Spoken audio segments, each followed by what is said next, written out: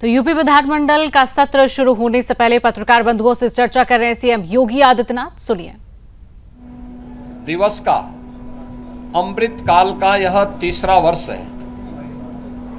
और इस तीसरे वर्ष में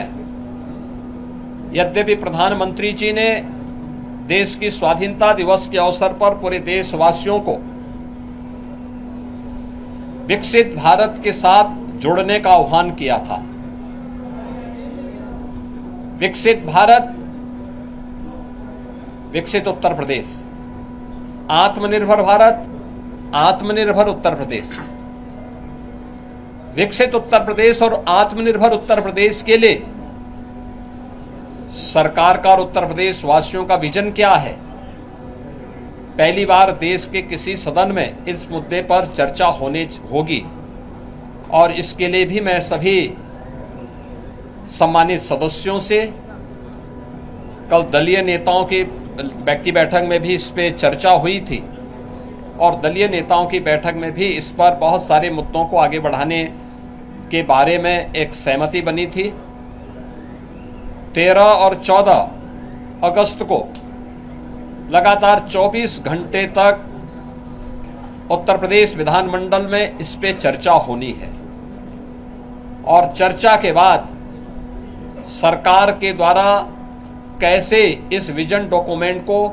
नीति आयोग के मार्गदर्शन में, विशेषज्ञों के सहयोग के साथ, आम जनता के साथ साथ हर तबके के नागरिकों की सहभागिता इसमें सुनिश्चित हो, इसको लेकर के विस्तृत कार्य योजना की घोषणा भी हम लोग सदन में करेंगे और उस कार्यक्रम को आगे बढ़ा करके आगामी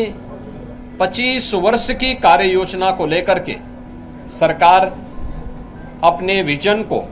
सदन के पटल पर रखेगी और उस कार्यक्रम को एक समय सीमा के अंदर तैयार करते हुए विकसित भारत, विकसित उत्तर प्रदेश के इस संकल्प को आगे बढ़ाने की चर्चा का केंद्र बिंदु हमारा सदन बनेगा। मेरी अपील होगी कि सरकार ने पिछले 8-8 वर्ष के अंदर प्रदेश के विकास को लेकर के, प्रदेश की अर्थव्यवस्था को लेकर के, प्रदेश के इंफ्रास्ट्रक्चर को लेकर के, प्रदेश में गरीब कल्याण को लेकर के, समाज के हर एक तबके को लेकर के, क्या गांव है, क्या गरीब है, क्या किसान है, क्या श्रमिक है, क्या युवा है, क्या महिलाएं हैं, क्या व्यापारी हैं, इन सब के उत्थान के लिए बेहतरीन प्रयास किए हैं और उसकी चर्चा देश के अंदर भी होती है। लेकिन उस सब के बावजूद हम स्वागत करेंगे उन सभी प्रस्तावों का जो सदन में चर्चा के लिए आएंगे, जनता से जुड़े हुए होंगे, उत्तर प्रदेश के विकास से जुड़े हुए होंगे, उत्तर प्रदेश के युवाओं से जुड़े होंगे। उन सभी मुद्दों पर चर्चा करने के लिए सरकार तैयार है। सरकार ने अपने कार्यक्रम का हिस्सा भी बनाया है कि इन सब पर जवाब सभी विभाग उसका उपलब्ध कराने के लिए तैयार होंगे, लेकिन एक सार्थक चर्चा हो, नकारात्मकता न आए, न्यूसेंस क्रिएट करके हम लोग जनता के जुड़े हुए मुद्दों पर समय को जाया न करने दें। ये मेरी अपील सभी अपने प्रतिपक्षी दलों से भी होगी कि वे इन सभी बातों को ध्यान में रख करके अगर सदन में इन मुद्दों पे चर्चा कराएंगे तो एक सार्थक चर्चा भी हो पाएगी, हम किसी निष्कर्ष पर पहुंच पाएंगे। लेकिन अगर वह अनावश्यक व्यवधान पैदा करके न्यूसेंस क्रिएट करेंगे तो जनता की अदालत में स्वयं ही प्रदेश की जनता जनार्दन उन्हें कटघरे में खड़ा करने का कार्य करेगी और सदन में इन मुद्दों पे चर्चा हो,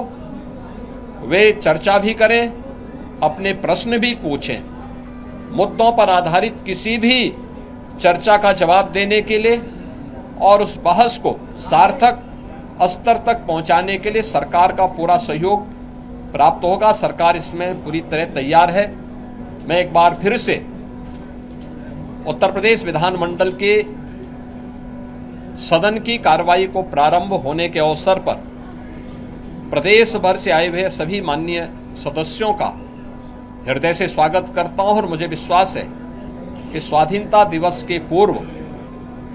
हम लोग उत्तर प्रदेश के विजन डॉक्यूमेंट को प्रदेश के अंदर चर्चा का केंद्र बना करके आम जनमानस को पहली चर्चा का केंद्र विधान भवन, हमारी विधानसभा, विधान परिषद में इस पर हो।